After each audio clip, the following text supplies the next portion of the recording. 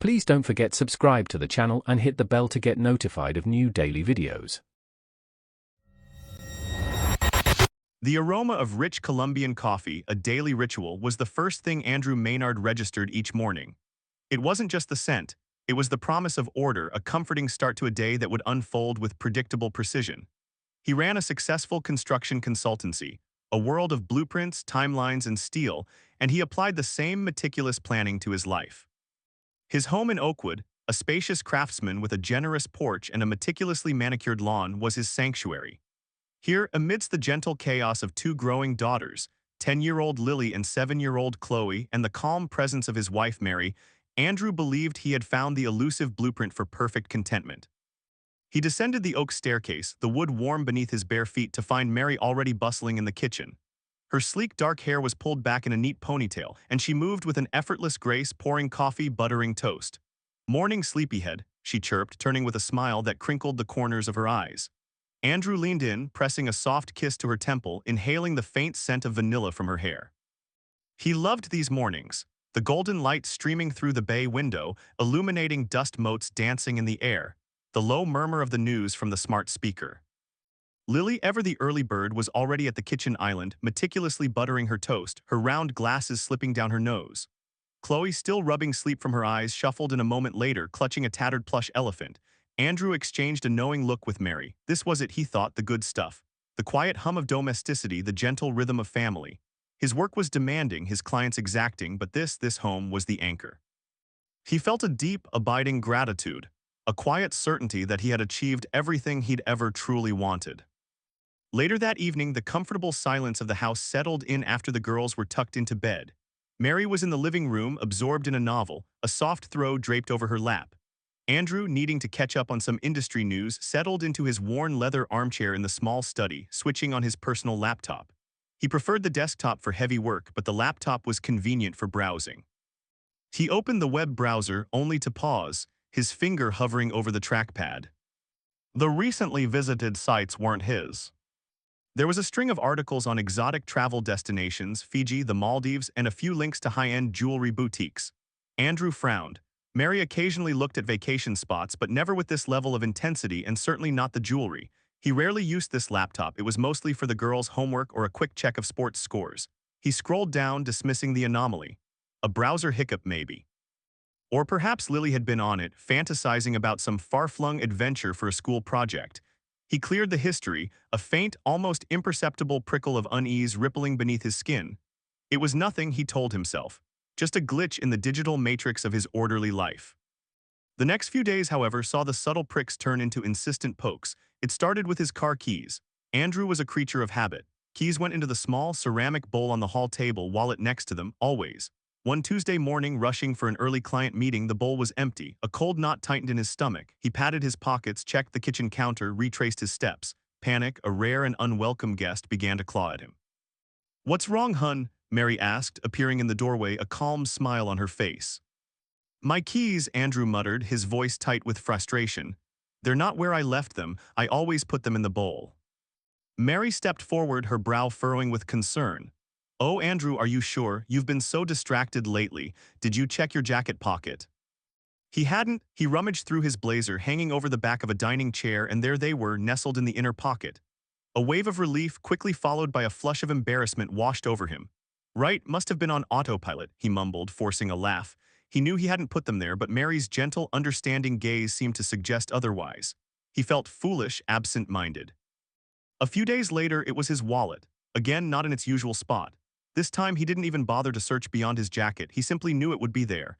And it was. Mary, hearing his frustrated sigh, had found him already checking. "See, I told you you're just a little preoccupied," she'd said, a soft, sympathetic hand on his arm. "Don't worry, happens to the best of us." Her words, meant to reassure, instead stoked a quiet, simmering annoyance within him. He wasn't normally this forgetful. He prided himself on his precision, his sharp memory. Was he truly losing his edge? The incidents continued, growing more frequent, more impactful. A presentation he'd prepared for a crucial meeting mysteriously disappeared from his personal USB drive, only to reappear on his office desktop, subtly renamed. He'd spent one frantic hour recreating it before Brenda, his stalwart secretary, found the original on the shared drive exactly where it should have been, but it was titled Old Project X Presentation V1. PPTX, despite being the latest version. Mary, when he'd mentioned it over dinner, had merely shaken her head. Darling, you've really got to start double-checking your saves. Your brain's just overloaded, I expect. He looked across the table at her, the soft glow of the chandelier catching the light in her eyes. Her concern seemed genuine, her observations logical. He had been stressed lately. His consultancy was expanding, demanding more of his time and mental energy. Perhaps she was right, perhaps he was just slipping. The thought gnawed at him, a tiny termite burrowing into the foundations of his self-perception. His internal frustration mounted, not just with the phantom misplaced items, but with himself. He began to second-guess every detail, to meticulously check and recheck, which only made him feel more anxious, more unsure. The bedrock of his stability felt subtly, insidiously shifting. The office, a haven of professional order, soon presented its own unsettling anomaly. Andrew sat at his large, immaculate desk, the faint scent of lemon polish hanging in the air. He was reviewing a complex set of structural calculations for the Evergreen Heights development, a multi-million-dollar project that was his current focus. His work laptop hummed softly, a large external monitor mirroring its display. He was in the zone, numbers flowing across the screen, when a flicker caught his eye. A tiny, unfamiliar icon had briefly appeared in the bottom right corner of his primary screen near the system tray. It was sleek, almost metallic in design, like a stylized keyhole or a half-closed eye. Before he could consciously register it, before his hand could even twitch towards his mouse, it vanished. Gone. Andrew blinked. He leaned closer to the screen as if peering harder would conjure it back into existence. Nothing, just the familiar icons of his antivirus, his cloud storage, his communications suite. He frowned, a deeper, more profound sense of unease settling over him than with the browser history or misplaced keys. This was his work machine, a fortress of corporate security maintained by the firm's IT department. A phantom icon wasn't a glitch in his memory, it was a potential breach. He ran a quick system scan, the process a familiar drone of progress bars and file counts. It came back clean. He restarted the laptop, then checked the system logs, scrolling through entries with a growing sense of frustration. No unusual processes, no unexpected installations, no network anomalies flagged. Nothing, absolutely nothing. It was as if the fleeting image had been a phantom, a figment of his stressed imagination. He rubbed his temples, a headache beginning to bloom behind his eyes. He wasn't usually prone to such imaginings. Had he really seen it? The image was vivid in his mind's eye, that metallic gleam, that unsettling shape. But without proof, without a trace in the logs, he felt a familiar wave of self-doubt. Is everything all right, Andrew? He looked up, startled. Arthur Jenkins, their junior IT specialist, stood hesitantly in his doorway. Arthur was a quiet, meticulous young man, barely out of college, with a perpetually slight hunch and thick-rimmed glasses that always seemed to be slipping down his nose. He carried a stack of new Ethernet cables, his usual uniform of a slightly wrinkled button-down and khakis. "Oh, Arthur, yes, fine," Andrew said, trying to sound more confident than he felt. "Just a momentary lapse. Thought I saw something odd on my screen, but it seems to have been nothing." Arthur adjusted his glasses, his hazel eyes blinking behind the thick lenses. He glanced at Andrew's laptop screen, then around the office. He didn't press. "Right, just installing some network upgrades in Brenda's office. You know, keeping everything shipshape," he mumbled, his voice a little softer than strictly necessary. He always seemed nervous, almost apologetic for his presence. Andrew nodded, offering a tight smile. "Good man, Arthur, keep it secure." Arthur gave a tiny, almost imperceptible nod, a pen clipped to his shirt pocket. He lingered for a moment longer, his gaze not quite meeting Andrew's, before turning and shuffling away towards Brenda's office down the hall. Andrew watched him go, then turned back to his screen, the numbers on the Evergreen Heights spreadsheet now blurring slightly. Later, in Brenda's office, Arthur would sit at her temporary workstation, his brow furrowed. Brenda, efficient as ever, worked on a paper ledger while he plugged in the new router. He paused, watching the network traffic analyzer on his diagnostic tablet.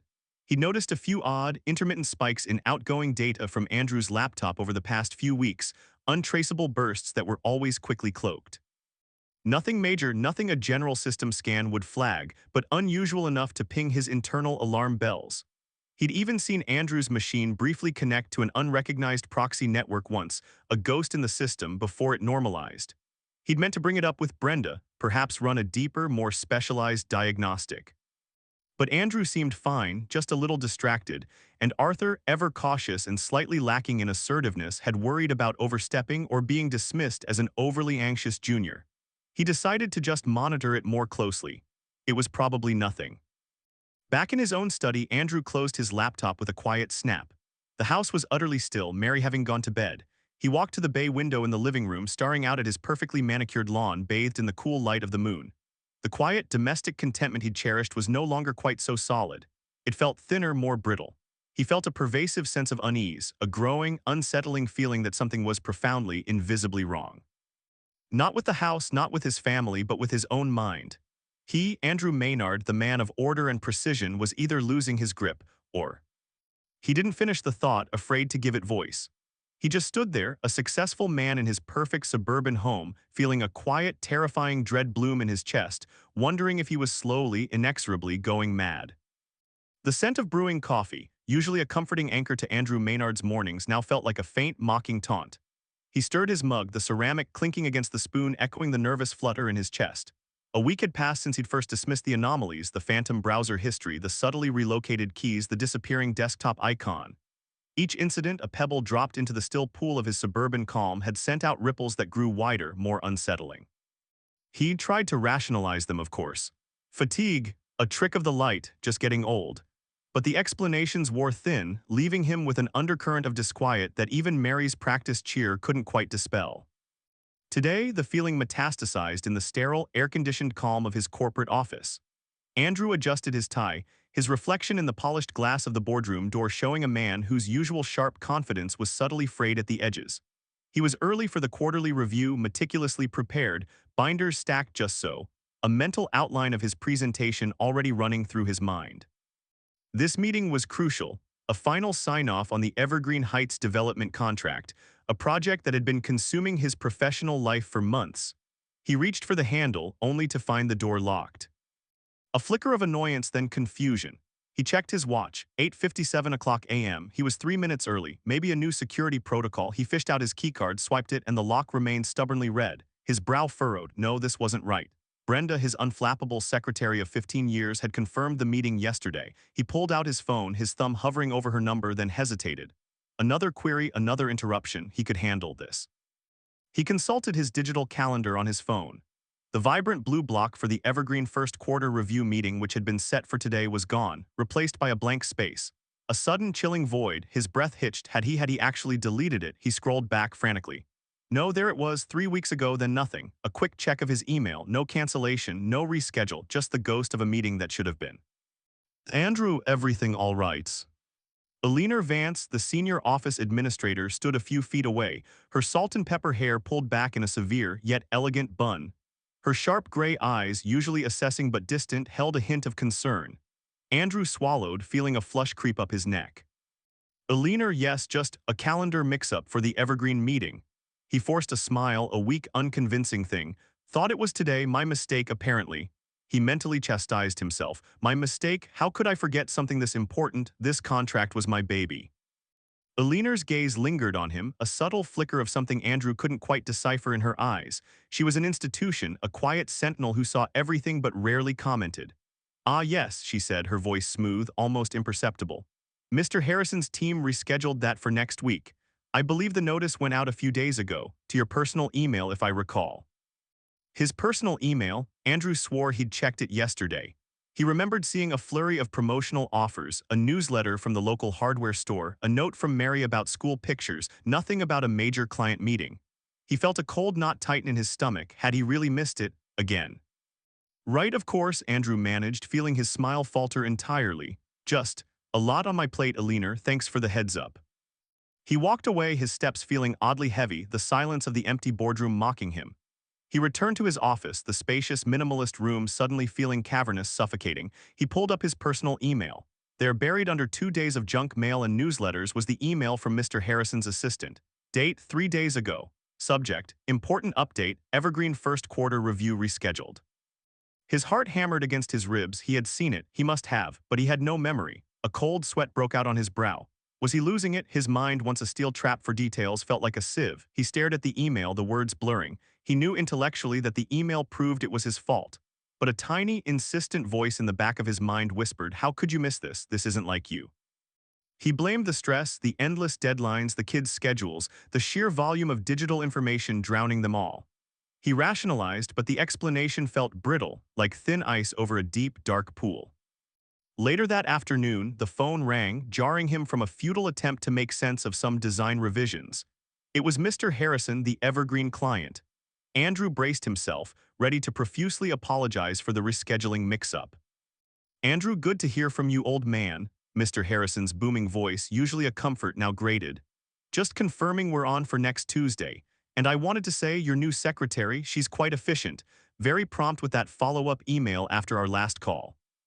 Andrew's hand tightened on the receiver. My new secretary?" he asked, his voice unexpectedly thin. "Yes, the young lady," Mr. Harrison chuckled. "Brenda's always a delight, of course, but this one's a real quick study, clearly. Didn't catch her name, but she mentioned she'd be handling most of your communications now. Smart move, giving Brenda some relief." Andrew's mind reeled. New, younger secretary. Brenda was his only secretary, and she was certainly not younger by anyone's measure. Her efficiency was legendary, but she'd never mentioned a new hire, let alone someone taking over her duties. He felt a sickening lurch in his gut, a dizzying sense of unreality. "Ah yes," Andrew stammered, fumbling for a coherent response. "Just an administrative assistant, really, temporary, helping Brenda out with the heavier load. She's very capable." He hated the tremor in his voice, the way his palms felt clammy. He was lying poorly, trying to cover for something he didn't understand. Mr. Harrison seemed none the wiser, launching into details about the upcoming meeting, oblivious to Andrew's internal spiraling. Andrew nodded, made appropriate sounds of agreement, but his focus was fractured. The new secretary.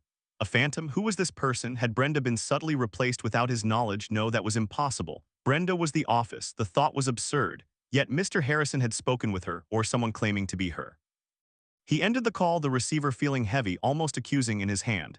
He stared at his desk, at the pristine surface that usually brought him comfort. Now it felt alien cold. He felt a sudden, desperate urge to march out to Brenda's desk to demand answers, to ask if he was truly losing my mind. But then the fear that Brenda would look at him with pity or worse, concern, the fear that she might in fact confirm it. He couldn't bear that, he just couldn't. Instead, he went to the break room, needing a moment, a glass of water. As he filled his cup, he saw Eleanor Vance at the coffee machine, her back to him. She was speaking quietly to one of the younger associates, a casual conversation, but Andrew's ears, suddenly hyper-tuned, picked up a snippet. "And you know how Andrew has been lately," the young associate said, a note of sympathetic gossip in her voice. "Always so sharp, but now, the things he forgets. Even the new girl in admin, she seems to be picking up his slack." Eleanor hummed noncommittally, stirring her coffee. "Indeed," she said, her tone inscrutable. "The pressures of the job, I suppose, and home life." She glanced over her shoulder, her eyes meeting Andrew's briefly before she turned back to her coffee, her expression unreadable. Andrew's hand trembled, spilling water onto his shirt. The new girl in admin. It wasn't just Mr. Harrison. Others saw it too. They saw him failing. He was drowning, and the currents were dragging him under, swift and silent. He retreated to his office, pulling the door shut with a soft click that sounded like a lock. That evening, the tension at home was a live wire. The air in the kitchen, usually filled with the comforting smells of Mary's cooking and the lively chatter of their daughters, felt thick with unspoken resentments. Chloe, their youngest, picked at her pasta, while Lily, the eldest, quietly scrolled on her phone. Andrew pushed food around his plate, his mind still replaying Mr. Harrison's words, the fear a dull ache behind his eyes. "Andrew, are you even listening?" Mary's voice cut through his thoughts, sharp, edged with exasperation. She sat opposite him, her usually vibrant features pinched, a faint frown marring her perfectly smooth brow. He looked up, startled. "Of course, Mary, what were you saying?" "I was talking about Lily's parent-teacher conference. For the third time, I need to know if you can pick her up early next Tuesday, as your calendar is supposedly clear. Or is that going to be another mix-up?" Her voice dripped with thinly veiled sarcasm. Andrew winced. I'm not sure, honey. I had a meeting rescheduled, but I'm still trying to sort out the follow-up." Mary sighed, a theatrical puff of air. "Honestly, Andrew, it's like talking to a brick wall these days. First, the browser history with all those inappropriate sites you claimed you didn't visit. Then the car keys vanishing for 1 hour, making us all late for Susan's party. And now you can't even keep track of Lily's schedule. It's becoming a pattern, darling, a worrying one." She laid her hand on his arm, her touch cool and unsettling despite the feigned concern in her eyes. "Are you getting enough sleep? You've been so distracted, so forgetful." He pulled his arm away instinctively, his anger flaring, mingling with the deep, gnawing fear. "I am not forgetful, Mary, and those inappropriate sites were a glitch, I told you. Someone must have used my computer, and the keys were misplaced. It happens." He sounded defensive, even to his own ears. He hated that he sounded like he was making excuses. Misplaced for the entire morning, Andrew. Your own keys from their hook right where they always are. Mary's voice remained calm, almost pitying, which only infuriated him more. And the phantom icon on your work laptop, remember, you mentioned that too. You're seeing things, forgetting things. It's not a criticism, darling, just an observation. Maybe you need to see a doctor, or perhaps you're simply overworked. Her gaze was unwavering, her expression a careful blend of worry and frustration. He stared at her, the words like a physical assault. Each incident he had dismissed, each crack in his reality she had meticulously collected, weaponizing them against him. His brain scrambled, trying to find a counter-argument, a logical explanation. But he had none. He felt his face grow hot, his palms clammy again. He had mentioned the icon to her, hoping she would offer some plausible explanation. Instead, she had filed it away, ready to use it later as further proof of his supposed instability. I am fine, Mary, he said, his voice low, trembling with suppressed rage and a terrifying sense of helplessness. He felt a profound isolation, even with his daughters sitting quietly at the table, sensing the tension, withdrawing into their own worlds. I'm just stressed, it's nothing. Of course, darling, whatever you say. Mary gave him a patronizing smile, a saccharine sweet expression that made his stomach churn. Just try to remember next Tuesday, won't you? Lily needs her father there. He pushed his plate away, the food suddenly tasteless like ash in his mouth. He couldn't bear to look at her or at the quiet disappointment in his daughter's eyes. He stood abruptly. I'm not hungry. He retreated to his study, the familiar sanctuary now feeling like a prison cell. He closed the heavy oak door, the thud resonating in the quiet room. He walked to his bookshelf, running a trembling hand over the spines of his architectural texts, books that had once been his comfort, his anchors. Now even their titles seemed to mock him, symbols of the precise, ordered world he felt slipping away. He sank into his worn leather armchair, running a hand through his hair, tugging at the roots. His head throbbed. He closed his eyes, picturing the sequence of events. The browser history, the keys, the icon, the rescheduled meeting, the new secretary, Mary's calm, cutting remarks. Each one small in isolation, now wove together into a terrifying tapestry of disorientation. He was losing his mind. The thought was a cold, stark fear that seized him, squeezing his chest. Andrew Maynard, the man of logic, of structures, of order, was unraveling. The perfectly constructed facade of his life, his identity, was crumbling brick by brick under the weight of these insidious, inexplicable occurrences. And Mary, his wife, the woman he had sworn to cherish, was there, always there, subtly turning the screws, tightening the vice. He felt utterly alone. Who could he talk to? Who would believe him? They would all see what Mary saw, what Mr. Harrison hinted at, what Alina perhaps quietly noted. They would see a man losing his grip. He was vulnerable, exposed. The walls of his perceived sanity were closing in. A few days later, Alina Vance sat at her desk, organizing quarterly reports, but her mind drifted. She thought of Andrew. She'd known him for over 20 years, seen him rise from an ambitious junior consultant to a pillar of the firm. He was meticulous, sharp, sometimes a little too serious, but never forgetful. Yet in the last month, he'd changed. He looked perpetually tired, his eyes holding a haunted quality she hadn't seen before. And the incidents. The rescheduled evergreen meeting had been odd. Alina knew Mr. Harrison's assistant was thorough. Such an important notification would have been sent to Andrew's work email, and she, as administrator, would usually be copied. She checked her own archived emails again. Nothing. Only the one sent to Andrew's personal email. And she remembered Mary Maynard, Andrew's wife, casually stopping by her desk a few weeks ago, asking with a sweet smile if Alina could ensure Andrew's personal correspondence was prioritized, mentioning some issue with his home email filtering. Alina had thought nothing of it then, a dutiful wife looking out for her husband. Now it tasted like ash. Then there was the new secretary. Alina had heard about it from one of the younger associates who had heard it from another client. A whisper in the office, quickly dismissed but persistent. Andrew had looked utterly bewildered after that Mr. Harrison call. Alina had watched him from the break room, had seen the tremor in his hand, the way he retreated almost cowering to his office. Mary Maynard, Alina had never quite warmed to her. Beautiful, charming, yes, but there was always a calculating glint in her eyes, a performative quality to her kindness. Alina recalled Mary's increasingly frequent visits to the office over the past few months.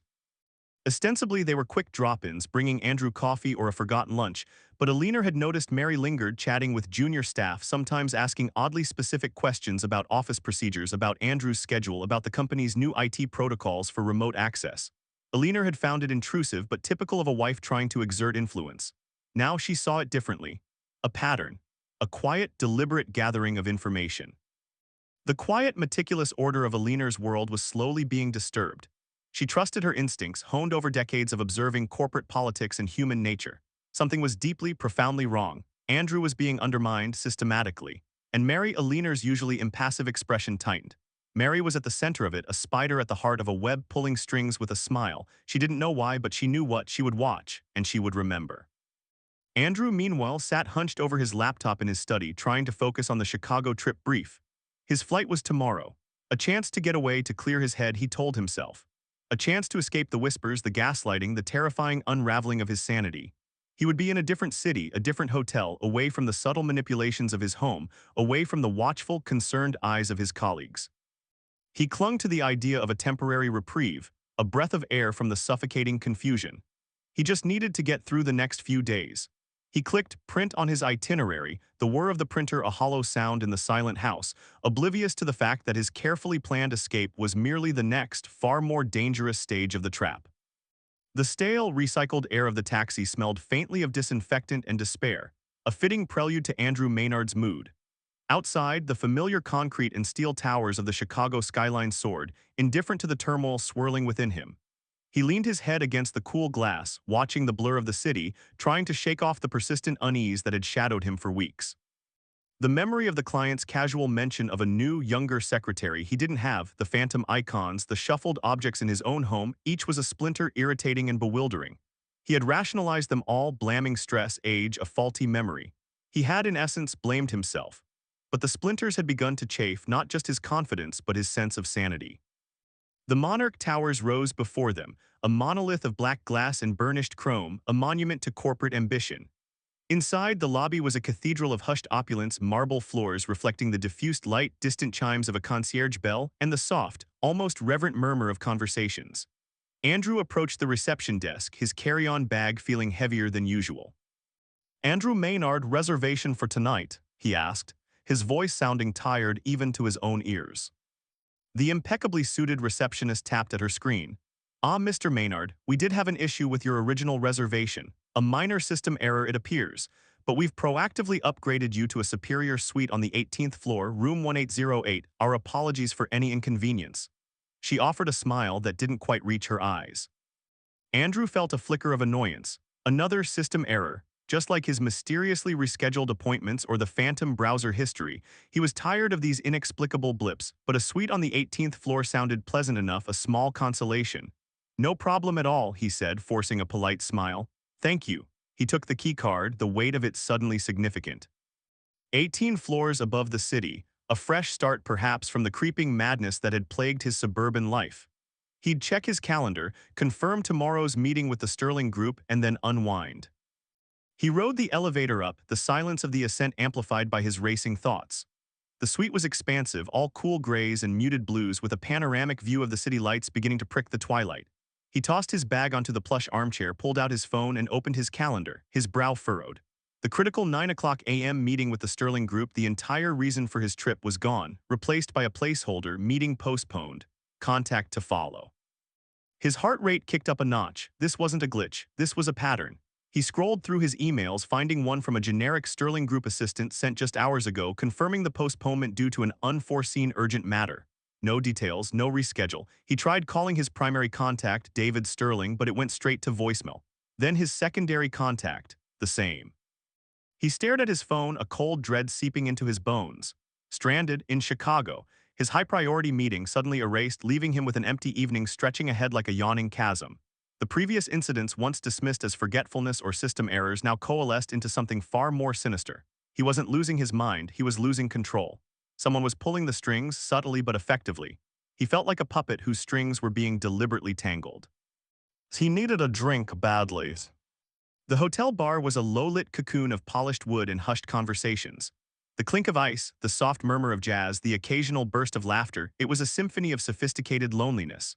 Andrew found a quiet corner booth, ordering a single malt scotch neat. He nursed the glass, the amber liquid doing little to warm the chill spreading through him. He felt exposed, vulnerable, an open wound in a room full of predators and prey. Then she walked in. Sienna, she moved with the predatory grace of a cat, her dark copper-red hair a fiery contrast to her sleek black silk dress.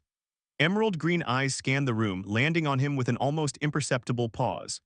She smiled, a confident, knowing curve of her lips, and walked straight to the bar, taking the stool 2 seats down from his booth. Andrew tried to avert his gaze, but it was impossible. She radiated a dangerous allure, a magnetic pull. He told himself it was just the scotch, the fatigue, the unraveling of his day. She caught his eye, a fleeting, almost accidental glance that held just a hint of interest. He felt a blush creep up his neck, a sensation he hadn't experienced since his 20s. She ordered a sparkling rosé, then turned, leaning back against the bar, her gaze finding his again. "Rough day?" she asked, her voice a low, smoky murmur that cut through the bar's hum. Andrew blinked, surprised. "Something like that," he admitted, a weak laugh escaping him. "Business trip didn't quite go as planned."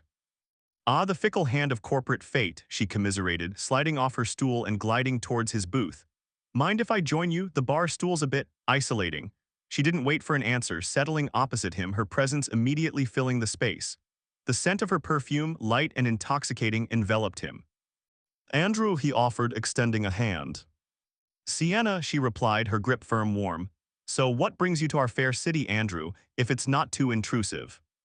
He found himself telling her about his work as a construction consultant, about the Sterling Group, about the unexpected postponement. He spoke cautiously at first, then found himself relaxing under her attentive gaze. She asked intelligent questions, showing a surprising familiarity with his industry. She talked about her own vague work in international project management, making it sound intriguing, fast-paced, glamorous. She complimented his insights, his experience. Andrew, starved for positive affirmation after weeks of being subtly undermined, soaked it in. He felt himself drawn into her orbit, a moth to a flame. Another round was ordered. This time Sienna suggested a more exotic cocktail for both of them, something with a complex name he couldn't quite catch. He agreed, feeling a pleasant buzz. She leaned forward, her emerald eyes sparkling, engrossed in a story about a treacherous deal in Dubai, her hand gesticulating subtly. As she reached for her glass, she knocked her napkin off the table with a theatrical sigh. "Oh, clumsy me," she laughed, bending to retrieve it. In that brief fractional moment, as she dipped below the table, something shifted. A cold current ran through Andrew. It wasn't anything he saw, not explicitly. It was the echo of Mary's practiced shrug when his keys went missing, the flash of something too quick in Sienna's eyes, the way her hand moved almost imperceptibly near his drink before she resurfaced. An alarm bell, primal and insistent, screamed in his head. Wrong. Something is fundamentally wrong. He picked up his glass, the exotic cocktail of vibrant blue. He brought it to his lips, but just as the rim touched, he pulled back. "You know, Sienna, this has been a wonderful distraction, but I just remembered I have an incredibly early morning flight tomorrow," he lied, the words tasting like ash in my mouth. "Feeling suddenly unwell, actually. I really should get back to my room." Sienna's smile didn't falter, but a fleeting shadow crossed her eyes. "Oh, what a shame. Another time, perhaps. We were just getting to the good part." Her tone was light, but there was an almost imperceptible tension in her jaw. "Absolutely," Andrew said, pushing himself up, the movement feeling clumsy and urgent. He didn't offer to pay for his drink nor hers, he simply had to escape. He mumbled a quick apology and a vague farewell, half expecting her to protest, to follow. But she just watched him go, her expression unreadable. He practically stumbled through the lobby, the opulence now feeling like a gilded cage. He rushed to the elevator, punched the button for 18, and leaned against the cold panel, breath ragged. His mind raced, pulling disparate threads together. The gaslighting, the secretary, the vanished meeting, and now her. It wasn't him, it was them. A horrifying, undeniable conspiracy was coalescing in his mind, and he was at its center. Burst into his suite, slamming the door shut. He fumbled with the deadbolt, throwing it, then engaged the chain lock. His heart hammered against his ribs. He paced the plush carpet, the luxurious room now feeling like a trap. The earlier system error, the convenient upgrade to room 1808. He hadn't told anyone his room number, not his wife, not his office. He hadn't even checked in digitally. How could anyone know? The truth, cold and sharp, began to cut through his confusion. Mary, it had to be Mary. She was behind it, his devoted, loving wife. The realization was a punch to the gut. His phone buzzed, he nearly dropped it. It was Mary. He stared at the caller ID, a nauseating mix of fear and rage coiling in his stomach. He took a deep, shuddering breath, trying to compose himself. He had to play along. He answered, forcing a lightness he didn't feel. "Hey, honey, everything all right?" "Andrew, oh, thank goodness, I was worried." Mary's voice, usually so soothing, now sounded thin, rehearsed. "How was the Sterling meeting? Did it go well? I was thinking about you all day." "Funny you should ask," he said, trying to keep his tone even. "They rescheduled last minute, said something urgent came up." He listened to her feigned surprise, the tutting sympathy. He felt sick. So I'm just back in my room trying to figure out how to kill an evening in Chicago. Oh, darling, that's just awful. What a waste of a trip. Are you settled and okay? What room are you in? She asked, her concern sounding genuine almost. Andrew's mind raced. He had to test his horrifying theory. He quickly glanced at the hotel's fire safety plan on the back of his door. Room 1812, her decoy room. Yeah, I'm in room 1812 actually. Big upgrade, you wouldn't believe the view. He tried to sound pleased. A beat of silence on the other end, too long. Then Mary's voice a little too quick, a little too smooth. Oh, room 1808, right? I just wanted to make sure you were settled. I was going to send some late-night room service to surprise you. The world spun. Andrew's blood ran cold, colder than the Chicago winter. Room 1808, his actual room. The one he was upgraded to, the one he had never, ever told her. The one he had just been in for the first time an hour ago. He gasped, a sound he quickly tried to cover with a forced, unnatural laugh. No, honey, room 1812. Must be a bad connection, or maybe you misheard me earlier when I was checking in. I definitely said room 1812. He made his voice light, jokey, pushing down the tidal wave of terror. Mary recovered instantly, a flawless performance. Oh, my mistake, darling. Yes, room 1812 must be all the stress. I'm so glad you're safe. Call me in the morning, okay? I love you. Love you too, Andrew choked out, the words bitter, poisonous. He hung up the phone feeling like a dead weight in his hand. The gaslighting, the manipulations, the rescheduled meeting, Sienna, it wasn't a series of unfortunate events or his own failing mind. It was a meticulously crafted trap, and Mary, his wife, was orchestrating it. The truth was a raw, gaping wound. He stumbled to the peephole, his eye pressed against the tiny lens, the cold metal digging into his skin. The hallway was empty, an expanse of muted carpet and polished doors. He stood there frozen, his breath shallow, waiting for the inevitable. His phone vibrated violently in his hand, a barrage of texts from Mary. Are you sure you're okay? I just had a bad feeling. Did you eat something weird? Call me back. Each silent flash was a hammer blow, confirming her active, frantic involvement. Then footsteps, slow, deliberate. Two figures emerged from the elevator bank, turning towards his end of the hallway. Sienna, still in her black dress, looking impatient, even annoyed. Beside her, a man, large, burly, his face obscured in shadow, but his posture radiated cold menace. They stopped. Not at Andrew's door, room 1808, but at room 1812, the decoy room.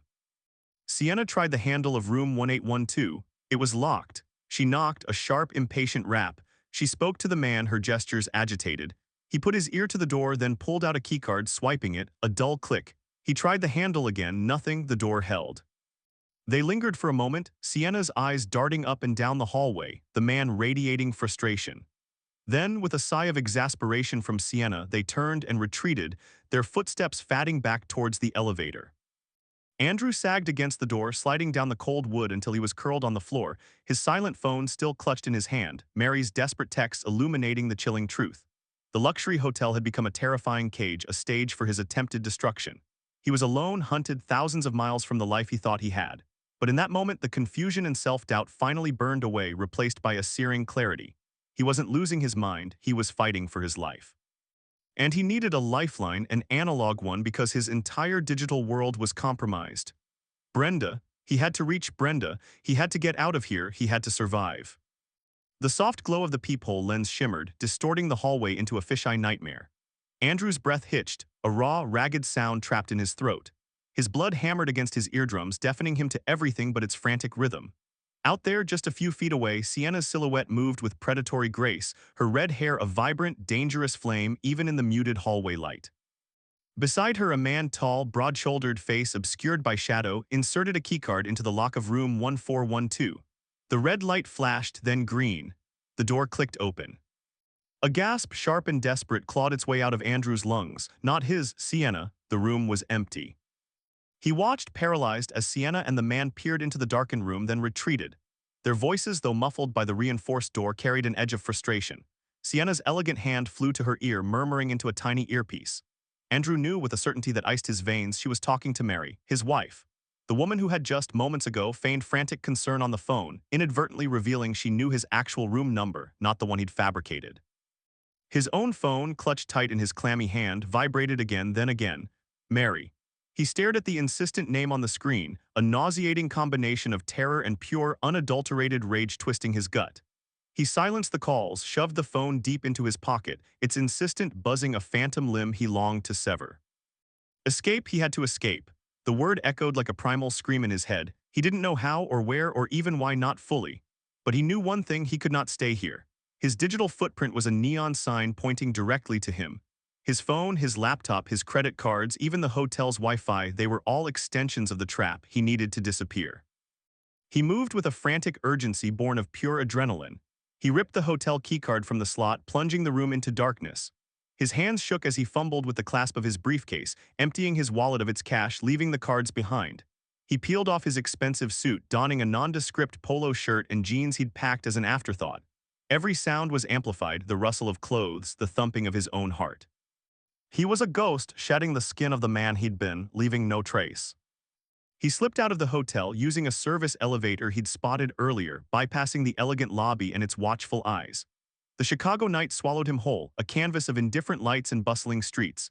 He found a payphone on a deserted corner, the chrome sticky, the receiver heavy and cold in his trembling hand. He fed it coins with fingers that felt alien numb. The numbers for his office, Brenda's direct line, came without hesitation. The phone rang, a tinny grating sound. One ring, two, then Brenda's familiar, efficient voice. Maynard and Associates, Brenda speaking. Brenda, Andrew croaked, his voice raw, unrecognizable. It's Andrew. A pause. Andrew, what's wrong? You sound awful. Is everything all right? Her voice, usually so composed, held a tremor of genuine concern.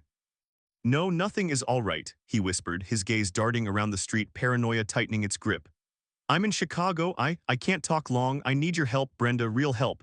The kind you can't tell anyone about. Not anyone, especially not Mary. The silence on the other end stretched, heavy with unspoken questions. Brenda was meticulous, loyal, but this was beyond anything in her job description. Andrew knew he was asking her to step into a darkness she couldn't comprehend.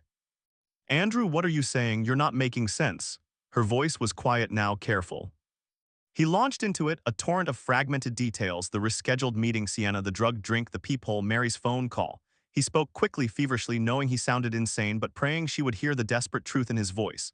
She knew my room number, Brenda, my new room number. They were outside the wrong door looking for me. Mary is part of it. She's trying to frame me to make me look crazy too. He couldn't finish the sentence. The weight of the betrayal was crushing. Brenda listened without interruption, her silence more unnerving than any protest. When he finally ran out of breath, she said, her voice surprisingly steady, Andrew, get back here. Don't use your cards. Don't use your phone. Get on a bus, a train, anything. Pay cash. Go completely dark. When you get back, don't go home. Call this number. She rattled off a string of digits, slow and clear. It's Frank's burner. Don't call it until you're back in town and completely clear. I'll explain everything to him. Just get out of there, Andrew, and stay safe. The line clicked dead. Andrew stared at the receiver, then hung it up, the cold metal reflecting the grim resolve hardening in his eyes. Brenda, his rock, his analog lifeline. Brenda Miller's hands shook as she placed the phone back in its cradle. Andrew, the methodical, predictable Andrew, unraveling into a frantic, terrified stranger. Mary, no, it couldn't be. But the raw terror in his voice, the chilling specifics, they resonated with a gut feeling Brenda had suppressed for months. The subtle shifts in Andrew, Mary's increased presence at the office, the vague, unsettling requests she'd made regarding his schedule. She walked to the kitchen, where Frank was watching a baseball game, a half-empty beer by his side. Her husband, solid as a rock, a calming anchor in her sometimes chaotic world. He looked up, his brow furrowed. Everything all right, hun? You look like you've seen a ghost. Brenda sat opposite him, placing her trembling hands on the chipped formica table. Worse than a ghost, Frank, Andrew just called. She recounted Andrew's story, omitting nothing, her voice hushed, urgent. Frank's expression hardened with each detail, the casual ease slowly draining from his weathered face. His eyes, usually warm, narrowed with a familiar, distant focus she recognized from his old police days. When she finished, he remained silent for a long moment, slowly turning his beer bottle in his hand. Mary, never liked that one. Too sweet, too many teeth, always smelled a rat. He paused. A honey trap in Chicago, digital compromise. That's a sophisticated setup, not the usual jealous spouse stuff. He needs help, Frank. He's genuinely terrified. He needs someone he can trust, someone who knows this kind of thing. Frank nodded, pushing himself up. The old injury in his leg gave him a slight limp, but his movements were deliberate, powerful. He went to a locked drawer in the den and pulled out a burner phone. Okay, this is above my pay grade, Brenda, but I know a guy. He owes me a few favors. He punched in a number, his thumb movement surprisingly quick for a man who claimed to hate new tech. Paul, Frank, yeah, it's been a while. Listen, I got something. Ugly white-collar maybe, but with a real nasty undercurrent. Friend of ours, Andrew Maynard, guy's a construction consultant, good guy. His wife Mary, she's trying to frame him. Honey trap, gaslighting, full-blown psychological warfare. Just tried to drug him in Chicago and he saw her and some hired muscle outside his hotel room. He's coming back, going dark. Needs someone to untangle this mess before he loses everything, including his mind. I'm telling you, this is a mess, Paul, a real shit show. Frank listened, grunting occasionally. Yeah, I know how it sounds, but I trust Brenda's gut, and Andrew sounded genuinely scared, not crazy. He needs someone who can dig, analog, off the grid, no digital footprints. We need to find him a place too, somewhere safe where he can breathe without being tracked. Another pause. The old Thorne studio, yeah, it's still empty, perfect. I'll get the keys, meet us there tomorrow, late, he should be back by then. He hung up looking at Brenda. Paul's in, he's a cynical bastard, but he's the best, and he hates being bored. Paul Blackwood, private investigator, hung up his burner phone, a faint, almost imperceptible smirk playing on his lips. Frank Miller, good old Frank, haven't heard from him in ages, and now this. A honey trap, gaslighting, all sounding like something ripped from a cheap paperback, but Frank wasn't one for dramatics. And if Brenda vouched for the guy's terror, then there was something to it. Brenda had a nose for BS sharper than a bloodhound's. Paul picked up a well-worn notebook and a stubby pencil, flipping to a fresh page. Andrew Maynard, construction consultant. Wife, Mary, accusations, frame-up gaslighting, attempted drugging, location, Chicago, now returning dark. He sketched a quick rough map of the city, circling potential blind spots, thinking about old payphones, bus routes, anything analog. The Thorne studio, Frank had said, the old drafting room. A fitting name for a man whose life felt like it was being erased, only to be redrawn. Paul knew the place, a relic, forgotten by time and progress, perfect for disappearing. He knew this case wouldn't be about tracing digital breadcrumbs. It would be about peeling back layers of a carefully constructed illusion, about the subtle, insidious rot beneath a perfectly polished surface. And that, Paul thought, was his kind of game. Andrew arrived in his hometown under the cover of a cool, pre-dawn haze. He had moved like a shadow, cash transactions, long bus rides, a final taxi dropping him miles from his neighborhood. He felt exposed, raw, but also strangely light. The digital shackles were off. He was off the grid, and the vulnerability that came with it was also a perverse form of freedom. He clutched the prepaid phone Brenda had mentioned, the unfamiliar device a symbol of his new, fractured existence.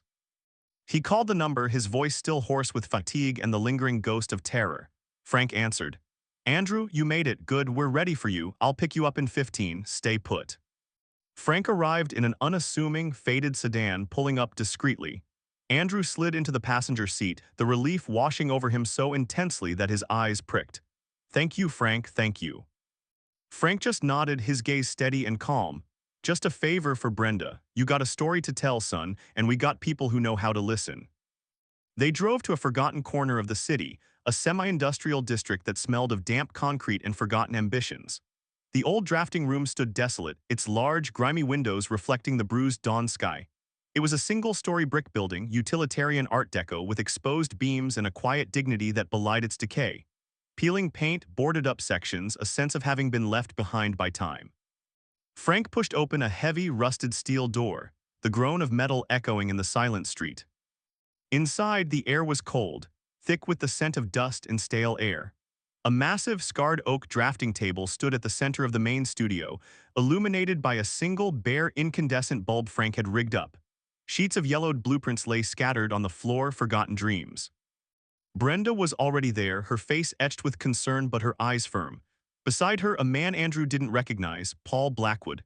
Lean, wiry, with steel-gray eyes that seemed to take in everything and give away nothing. He had a knowing smirk that didn't quite reach his eyes. Andrew, Brenda said, stepping forward and taking his hand, a gesture of deep, unspoken support. This is Paul Blackwood, a private investigator, and you know Frank. Paul merely nodded, observing him with an unnerving intensity. Mr. Maynard, Frank tells me you've had a rather interesting trip. His voice was dry, a low rasp that made Andrew instinctively trust him. Andrew looked at the faces around him, Brenda unwavering, Frank solid and watchful, Paul a skeptical, intelligent presence. He was exposed, raw, but not alone. Interesting is one word for it, Andrew said, his voice gaining strength. He walked to the drafting table, running a hand over its scarred surface. It felt real, tangible, unlike the digital phantom world that had almost consumed him. I need to tell you everything, from the beginning. For the next 1 hour, Andrew spoke. He recounted the subtle gaslighting, the moved keys, the phantom icons, the new secretary, the mounting self-doubt. He detailed the Chicago trap, Sienna's practice charm, the metallic tang in the drink, the flash of intuition, the panicked escape, and finally Mary's chilling slip of the tongue and the image of his wife's co-conspirators at his hotel room door. He laid it all bare, the shame, the confusion, the terror, the gut-wrenching certainty of betrayal. Paul listened, meticulously taking notes in his small notebook, his expression unreadable. Frank occasionally grunted, his gaze fixed on Andrew, missing nothing. Brenda's hand clasped Andrew's arm, a steadying presence. When Andrew finished, the silence in the old studio was profound, broken only by the rhythmic drip of a leaky pipe somewhere in the back. Paul closed his notebook. A sophisticated operation, Mr. Maynard, gaslighting, digital infiltration, a professional honey trap orchestrated by your wife and a known associate of a man named Mark Renshaw. This isn't amateur hour, this is targeted destruction. He met Andrew's eyes. It's a big case, dangerous, expensive. And we'll need to go deeper than you can imagine. I don't care about the cost, Andrew said, his voice steady, resolute. The fear was still there, a cold knot in his stomach, but beneath it, a new fire had ignited, a grim determination. I want my life back, and I want to protect my daughters from this.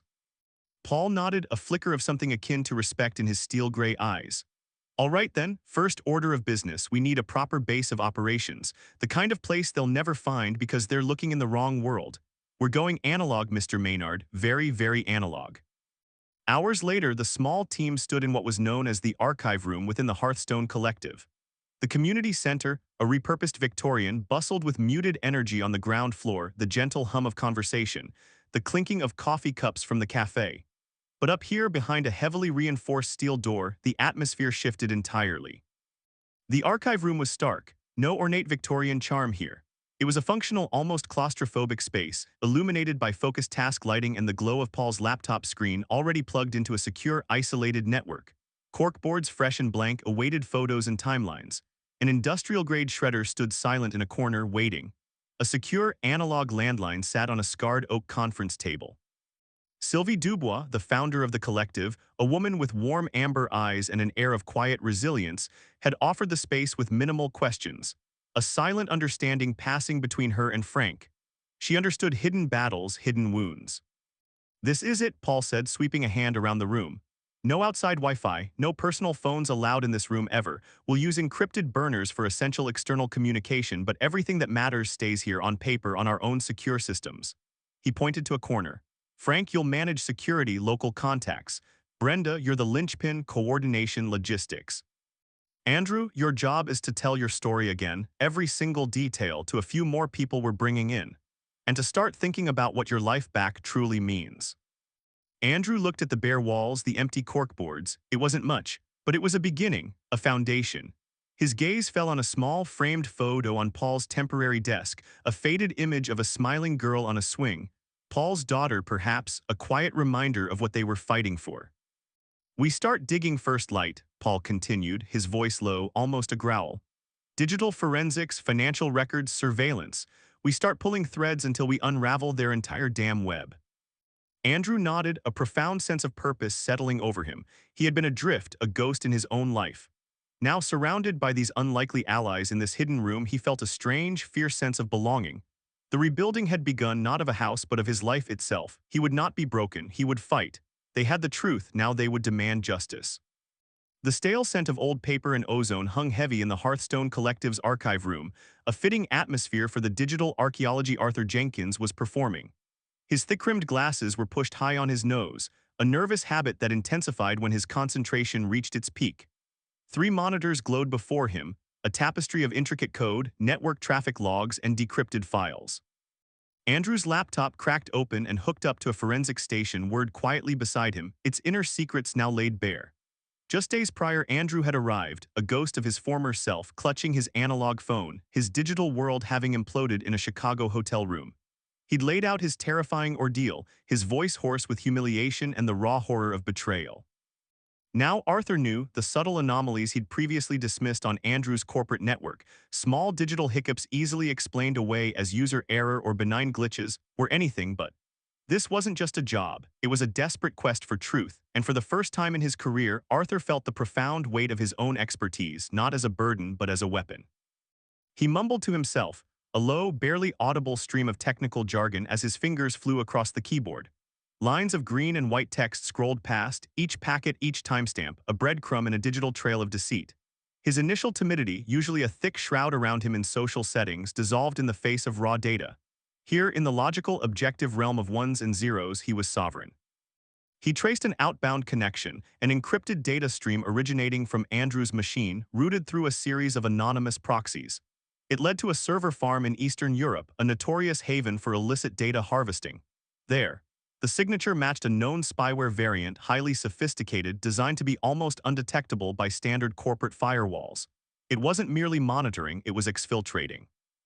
Every email, every document, every private conversation, siphoned off and sent into the ether. "Found it," Arthur finally announced, his voice cracking slightly with a mix of exhaustion and triumph. He leaned back, pushing his glasses down to rub his eyes, then flicked them back up, ready to explain. Paul Blackwood, seated at the large oak conference table scarred with decades of unknown history, lowered his coffee mug. He nodded, his steel-gray eyes unblinking as he took in Arthur's intense gaze. Beside him, Frank Miller, Brenda's husband, grunted a quiet approval, his broad shoulders filling the worn armchair. Andrew Maynard, a figure both hollowed out and sharpened by betrayal, sat opposite them, his hands clasped, a muscle twitching in his jaw. The glow from Arthur's screens cast a stark light on his face, illuminating the lines of exhaustion and the nascent fire of resolve. "Lay it out for us, Arthur," Paul said, his voice calm, pragmatic. "Plain English if you can manage it." Arthur nodded, adjusting his glasses. It's a variant of Shadowgate, a high-grade remote access Trojan or rat. It would have been installed manually, likely disguised as a system update or an essential application. Once active, it creates a persistent backdoor, giving the operator full control. Keylogging, screen capture, file exfiltration, microphone and webcam activation. Everything. It was designed for long-term surveillance and data theft, not a smash and grab. They wanted everything. Andrew flinched, a ghost of a shudder passing through him. The phantom icon, the browser history, the subtly moved keys, it all clicked into place, pieces of a terrifying puzzle forming a monstrous picture. He had been a puppet, unaware of the strings.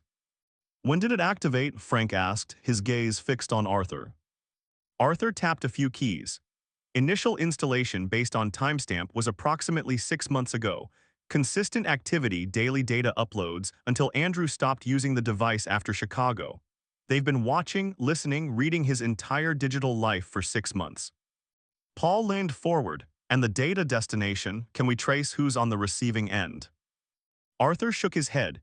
"They've used military-grade encryption and a rotating network of untraceable servers. We can confirm data exfiltration, but not the direct recipient. Not yet anyway." He paused, a new thought flickering in his hazel eyes. "However, the method of deployment, the sophistication, this isn't amateur hour. This points to professional, well-funded adversaries." As Arthur continued to brief the team, meticulously detailing the technical implications, Paul and Frank exchanged a look. Professional, well-funded. The pieces were starting to fit, not just for the digital, but for the flesh and blood players involved. Meanwhile, in the hum of the city, Paul and Frank were already on the move. They weren't tethered to screens. Their work involved the gritty, analog reality of pavement and surveillance. They navigated the labyrinthine streets in Paul's unassuming dark sedan, its engine a low purr. Their target, the city's extensive network of public and private CCTV. Andrew's raw account of the Chicago honey trap, coupled with Brenda's fierce loyalty and his own burgeoning commitment to the case, had ignited a fire in Paul. His cynical exterior often masked a deep-seated desire for justice, especially when he smelled the stench of calculated malice. "Airport cameras first," Paul instructed, steering the car with an easy confidence honed by years of tailing suspects. "Then the hotel, and any city-owned cameras along the likely routes." Frank, his weathered face set in a grim line, was already working his phone, making calls to old contacts in airport security and local precinct detective bureaus. Favors were being called in, old debts collected. He might be retired, but his network was still very much alive, a web spun from decades of shared trust and unspoken understanding. "Jimmy at O'Hare owes me a big one," Frank murmured, hanging up. "Said he'd flag any unusual activity from that time frame. Might take a few hours for him to pull the feeds, but he'll get it to us on a secure line." The Meridian Club, an exclusive high-rise establishment, was a different beast. Its security was proprietary, fiercely guarded. Paul knew direct requests would be stonewalled. "We'll need to get creative there," he said, turning into a parking garage near the towering skyscraper. "We're looking for Sienna and anyone she was with." He paused, thinking. And that sommelier Arthur, he's seen more than he lets on, quiet fellow but sharp. Always good for a discreet observation or two if you know how to ask. Hours later, hunched over a laptop in a nondescript cafe across the street from the Meridian Club, Paul and Frank pored over pixelated, low-resolution footage. Frank's contact had delivered. A hotel lobby camera, grainy but clear enough. There she was, Sienna, her dark copper-red hair the way she moved with a predatory grace just as Andrew had described. She was entering the hotel, then later leaving. And then a breakthrough. There, Frank pointed a thick finger at the screen. It was an exterior shot, a security camera mounted on a lamppost just outside the Meridian Club. Sienna was exiting, her face momentarily illuminated by a passing car's headlights, and beside her a man, tall, impeccably dressed, with a predatory smile that seemed to etch itself even into the low-resolution image. Mark Renshaw, Frank confirmed, his voice devoid of surprise, as if he'd known all along. Saw him on a few corporate crime dossiers back in the day. Clean, usually too clean. Paul's lips thinned into his knowing smirk, but his eyes remained cold. Bingo, not just a honey trap, Andrew, a targeted hit orchestrated by the best, or at least the most ruthless. The grim reality of the deepening betrayal settled in the air around them. Back in the archive room, Clara Sterling's world was a deluge of spreadsheets, bank statements, and investment portfolios. She moved with a quiet, focused intensity, her dark auburn hair pulled back from her piercing blue eyes. Clara was a forensic accountant, and numbers, unlike people, rarely lied. They might be obscured, manipulated, and hidden, but their underlying truth, once unearthed, was immutable. Her task was to reconstruct Andrew and Mary's financial life, line by meticulous line, and pinpoint the hemorrhage. She had started with the easy targets, shared accounts, credit card statements. Then she delved deeper into investment vehicles, property deeds, and even offshore accounts that Andrew had mentioned only in passing, thinking they were for legitimate tax planning. The subtle siphoning began almost 1 year ago, barely noticeable at first. A few hundred here, a few thousand there, transferred to various shell corporations or unknown individual accounts. But as the months wore on, the amounts grew, becoming bolder, more significant. Clara clicked through a series of documents, her fingers precise on the trackpad: a property sale, a discreet private transaction that had somehow escaped Andrew's attention, perhaps masked by larger legitimate deals he was overseeing. The proceeds, a substantial sum, had been transferred not into a shared account but to an account listed under a numbered company. Clara cross-referenced the numbered company with a database of corporate registrations. It led to a holding company, which in turn led to another, then another, a classic labyrinth designed to obscure ownership. But Clara was tenacious. She followed the digital breadcrumbs, the public records, the obscure filings. Then she found it, a pattern of significant scheduled transfers from Mary's personal separate account, one Andrew had no access to, directly into a trust fund in the Cayman Islands. A trust fund that, after 2 days of relentless digging and leveraging obscure international financial databases, Clara managed to link to a series of venture capital firms. One name kept recurring: Mark Renshaw. Unbelievable, Clara murmured, though her tone was clinical, almost detached. The intellectual puzzle was solved, but the human cost was staggering. Mary wasn't just gaslighting Andrew, she was actively stripping him of his financial security, systematically dismantling his wealth, all to feed a deeper, more insidious agenda orchestrated by Renshaw. She printed out a detailed flow chart, tracing the money from Andrew's shared assets through Mary's hands and into Renshaw's shadowy empire. This wasn't just betrayal, it was financial assassination. Far removed from the intense focus of the archive room, Eleanor Vance moved with her usual composed efficiency through the quiet hallways of Andrew's corporate office. The office, usually a bastion of predictable routines, now felt subtly off-kilter, a faint echo of the unease Andrew himself had felt for months. Eleanor, Andrew's senior office administrator, had an uncanny ability to read the unspoken, to discern the truth behind the carefully constructed corporate facades. She had seen Mary Maynard frequenting the office more often in recent months, always with an air of charm, a seemingly innocuous reason. Today, Mary had stopped by, ostensibly to drop off some paperwork for Andrew, even though he was out of town, a cover story maintained to protect Andrew. Eleanor had noticed the way Mary lingered, asking subtle questions about Andrew's upcoming schedule, glancing at the projected revenue reports displayed on the lobby screen, and even inquiring about the internal IT protocols regarding data retention. It had struck Eleanor as odd then, and now, with Paul Blackwood's urgent, discreet phone call playing on repeat in her mind, it resonated as deeply suspicious. Later that afternoon, Eleanor slipped away for a prearranged coffee break with Paul at a quiet, out-of-the-way cafe, the Morning Cuppa Diner. She chose the diner for its analog nature, its comforting lack of digital intrusion. The scent of frying bacon and strong coffee filled the air. She sat across from Paul, a steaming mug cradled in her hands. "I have some observations regarding Mrs. Maynard," Alina began, her voice low and precise, devoid of emotion. She was all business, a testament to her principled nature finally overriding her professional discretion. Over the past 6 months, her inquiries have become targeted, beyond the scope of a simply concerned spouse. She's asked about specific client contracts, the Evergreen Heights development budget, even the protocol for accessing executive cloud storage in an emergency. She also made an unusual request for a duplicate of Andrew's office key, claiming he'd lost his, which I denied, citing company policy. Paul listened intently, his gaze unwavering. Anything else, Alina? Anything that didn't sit right? Her reaction to Andrew's recent distraction, Alina continued. She amplified it, made sure others in the office were aware of his forgetfulness, almost as if she were cultivating a narrative. A pause. And once, about 4 months ago, I overheard her on the phone in Andrew's office. She was speaking in hushed tones about leveraging the Evergreen data and accelerating the timeline. I thought nothing of it then. Now, her voice trailed off, a grim realization settling in her sharp gray eyes. Paul nodded slowly, jotting down notes in a small, well-worn notebook. Alina's observations were the human element, corroborating the cold, hard data Arthur and Clara were uncovering. The timeline of internal sabotage was indeed solidifying. Across town, in the hushed, almost reverent atmosphere of the Cicero Wing archives, Naomi Chung felt a familiar twitch in her gut. She had spent years chasing figures like Mark Renshaw, a man whose corporate empire was built on quicksand and shadowy dealings, always just out of reach. Her attempt to expose his previous investment scheme years ago had been summarily suppressed, a bitter lesson in the power of influence. But Naomi was nothing if not persistent. She sat at a heavy oak table, surrounded by stacks of yellowed corporate reports and old news clippings, the air thick with the scent of aged paper. She was following a whisper, a lead from an anonymous source about a new acquisition Renshaw was attempting, a hostile takeover of a local development firm, Evergreen Heights. The name rang a faint bell. She remembered Andrew Maynard, the consultant on that project. Naomi scrolled through microfiche, reading decades-old headlines. Renshaw had a pattern, a meticulously documented history of acquiring vulnerable companies through aggressive, often unethical means. He'd target a successful, established figure, then subtly undermine their reputation or finances before swooping in to pick up the pieces for a song.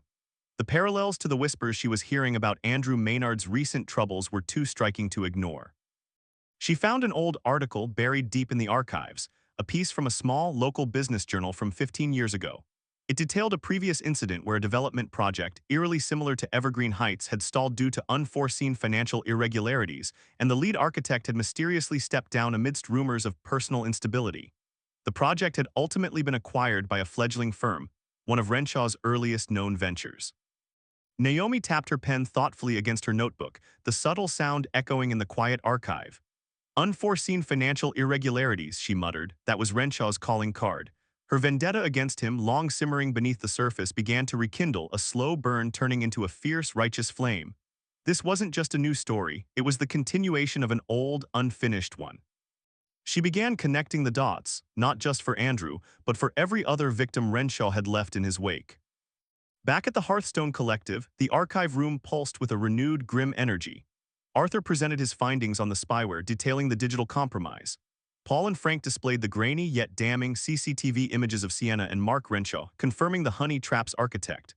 Clara laid out her meticulous financial flow chart, an undeniable visual of Mary's systematic asset stripping and the direct financial link to Renshaw. Alina's observations, relayed by Paul, provided the crucial human context, outlining Mary's calculated manipulation within Andrew's own office. Andrew sat at the table, absorbing it all. The initial shock had given way to a cold, hard rage. The confusion, the self-doubt, the creeping fear of insanity, they were gone, replaced by a crystalline clarity. He was not mad. He was a victim of a sophisticated, cruel conspiracy. "It's a full-spectrum assault," Paul concluded, his voice low. "Digital, financial, psychological, social. Renshaw, with Mary as his inside man, built a fortress of lies around you, Andrew, but we've found the cracks." Frank nodded, his eyes fixed on Andrew. "They thought they were playing chess. They didn't count on us figuring out the board." Andrew looked at the faces around him, Arthur still tense but empowered, Paul grimly satisfied, Frank a rock of quiet strength, Clara meticulously precise. He hadn't asked for this, hadn't wanted this fight, but it had been thrust upon him. And now he saw not just the depth of the betrayal but the strength of the allies he had unknowingly gathered. "So," Andrew said, his voice quiet but steady, a new edge of iron beneath the words. "The web is revealed. What do we do now? How do we unravel it?" Paul met his gaze. "Now, Andrew," he said, the hint of a predatory gleam in his eyes, "we use their own threads to pull it all apart."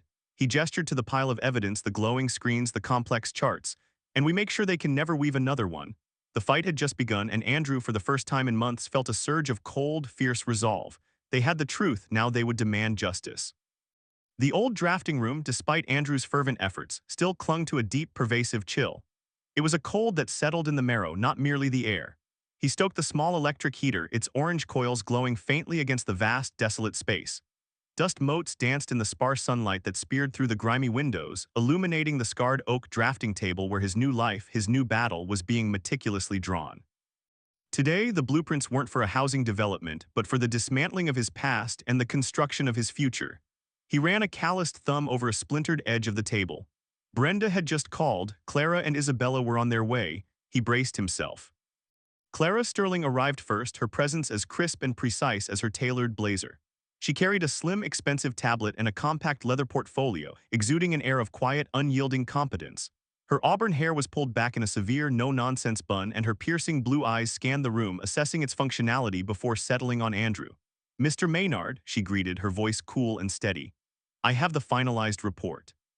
And some supporting documents you'll want to see." Andrew gestured to the drafting table, now cleared of his tools and replaced with a makeshift conference area. "Please, Clara, just Andrew, have a seat." She nodded, setting down her items with a deliberate economy of movement. "Good, time is of the essence." She opened her portfolio, pulling out a thick, spiral-bound report followed by several printed spreadsheets and diagrams. "The picture, Andrew, is complete, and it is damning." Clara clicked on her tablet, projecting a series of intricately linked flowcharts and bank statements onto a blank section of the wall.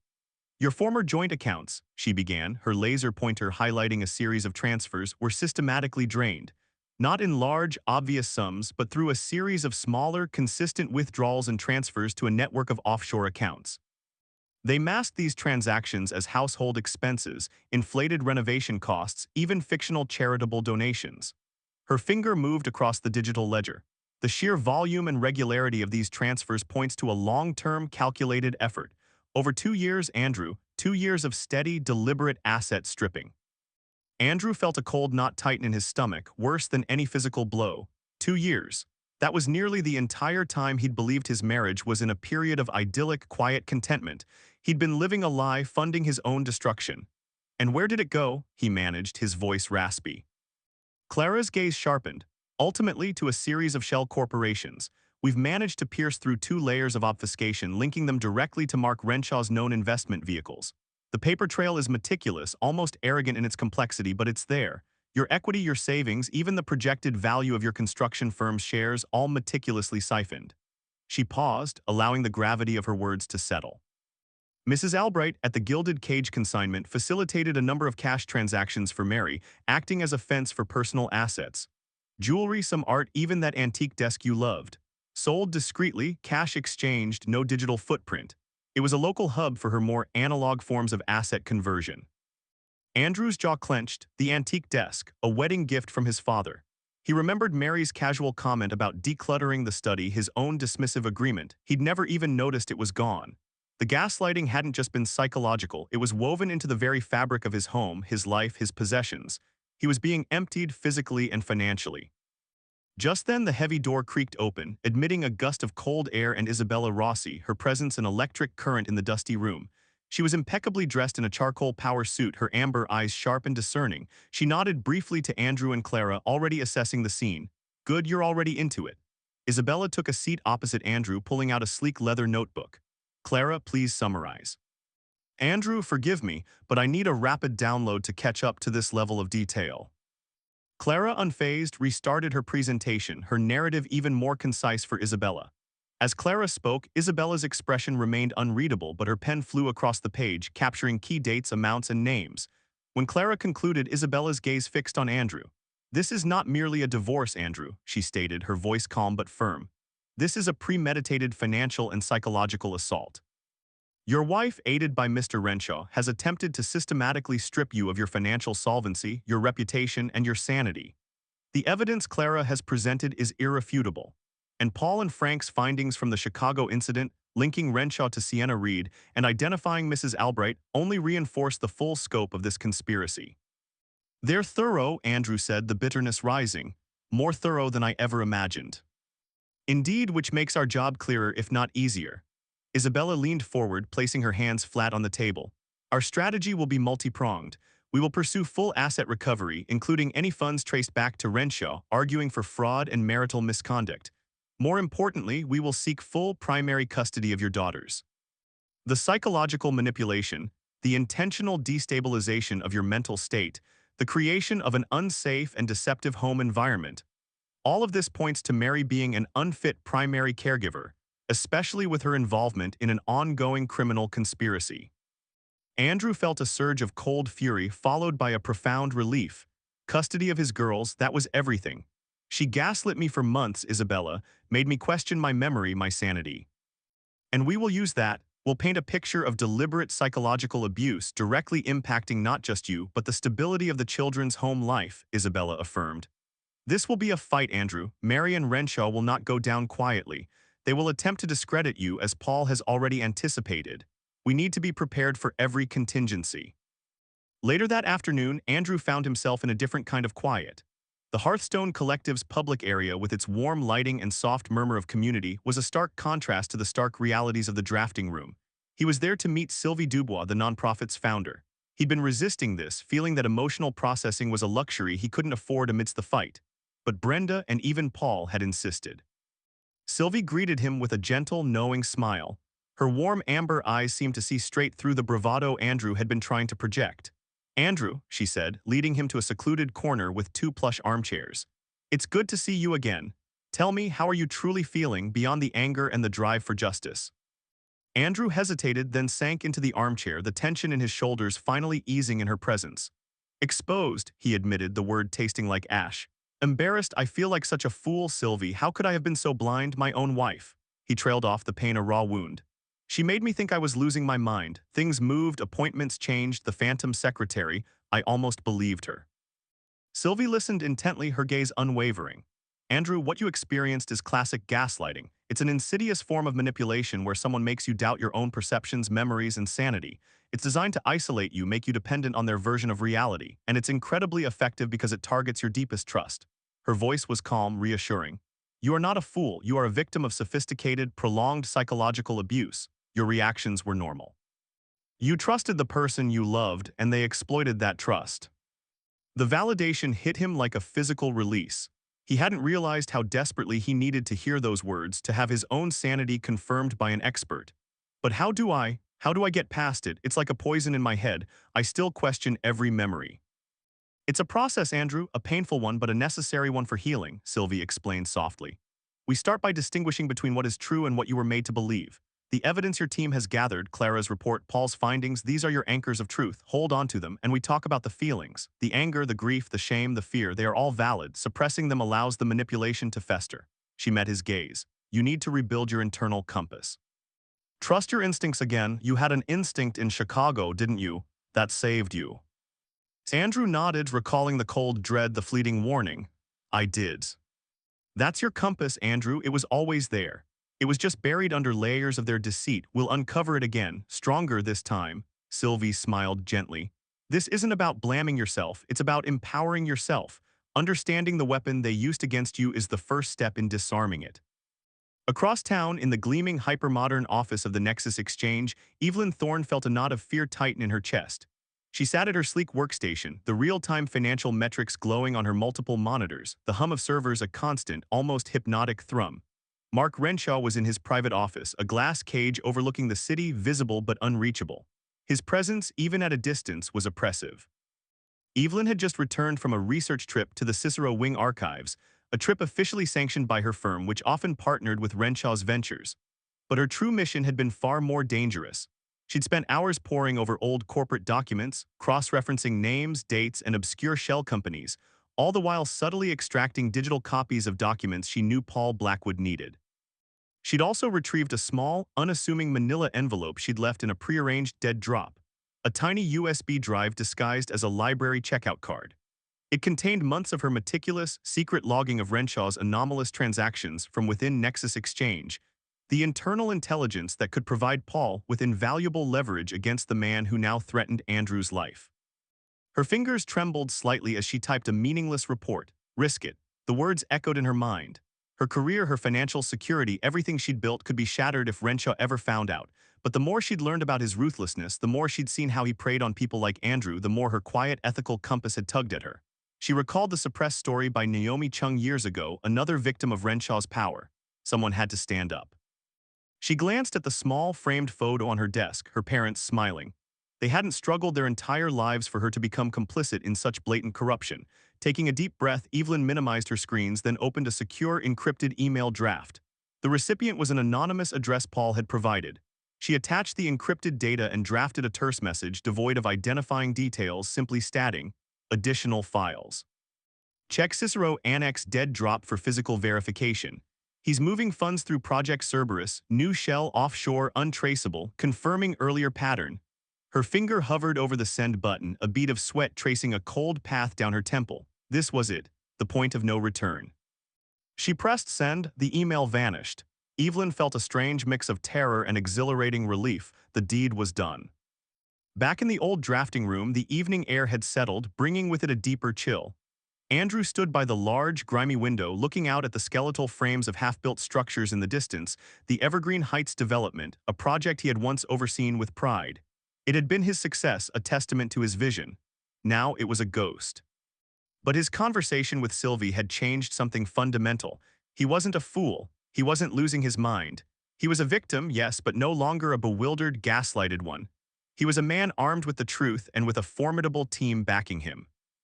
Clara's financial report, Isabella's aggressive legal strategy, Paul and Frank's groundwork, and now Evelyn's courageous leak, which Paul had confirmed via a terse, coded message. The web was not just revealed, it was meticulously documented. The desolation of the drafting room no longer felt like a mirror of his broken life, but a blank canvas. He walked over to the scarred oak table, picking up a heavy, old carpenter's pencil. He looked at the rough sketches he'd made for the studio's renovation, plans for new wiring, repaired windows, a revitalized space. He would rebuild this place, and he would rebuild his life from the foundation up. The righteous determination was a hot coal in his chest, burning away the lingering fear and self-doubt. He knew what he had to do. He had to confront Mary not as a desperate man, but as one who knew the full extent of her betrayal, backed by a truth that was irrefutable. And he would fight for his daughters not just with legal documents but with every fiber of his being. The time for confusion was over. The time for reckoning had begun. He gripped the pencil tightly, the wood warm against his palm, and began to sketch, drawing a clean, strong line, unwavering and precise. The key turned in the lock with a familiar metallic click that echoed in the silence of the foyer, a silence that felt heavier than Andrew remembered. He pushed the door open, stepping across the threshold of what had once been his sanctuary, now a battleground. The scent of vanilla and expensive cleaning products, Mary's signature, hit him first, masking a deeper, almost imperceptible odor of stale deceit. He hadn't been back in weeks, not since the Hearthstone Collective had become his anchor, the old drafting room his refuge. Today, however, he was not here to retreat. Mary was in the kitchen, humming softly, arranging a bowl of polished green apples on the counter. Her back was to him, her posture relaxed, utterly unaware of the storm about to break. He watched her for a moment, the woman he had loved, the architect of his psychological torment, and felt a strange, detached sorrow. It was a grief for a life that was never real, for a love that had been a meticulously constructed illusion. The fear, the confusion, the self-doubt, all of it had coalesced into a cold, hard resolve. Sylvie's guidance had helped him understand the insidious nature of gaslighting, stripping away the lingering tendrils of self-blame. Now he saw Mary with chilling clarity. "Mary," he said, his voice level, devoid of the tremor it would have held mere weeks ago. She jumped, a small, startled gasp escaping her lips as she spun around, her hand flying to her chest. Her eyes, usually so expressive, widened in a perfectly calibrated display of surprise. "Andrew, my God, you scared me. What are you doing here? I thought you were away." Her smile, bright and quick, didn't quite reach her eyes. It was the same smile she'd used to deflect his concerns about the moved keys, the strange browser history, the phantom icon. The same smile that preceded her accusations of his forgetfulness. He held up a hand, stopping her practiced performance before it could truly begin. We need to talk, Mary, and there's no need to pretend. The game is over. A flicker of something, irritation, alarm, crossed her face before it was smoothed over. Game, Andrew, what are you talking about? Are you feeling all right? You've been so distant lately, so paranoid. Her voice dropped, laced with a practiced concern that used to chip away at his sanity. Perhaps you should sit down, I can make you some tea. He moved further into the kitchen, placing a worn leather briefcase on the polished granite island. The sound was sharp, definitive. He unlatched it, revealing a meticulously organized stack of folders. I'm perfectly fine, Mary, more fine than I've been in months because I finally know what's real. He pulled out the first file.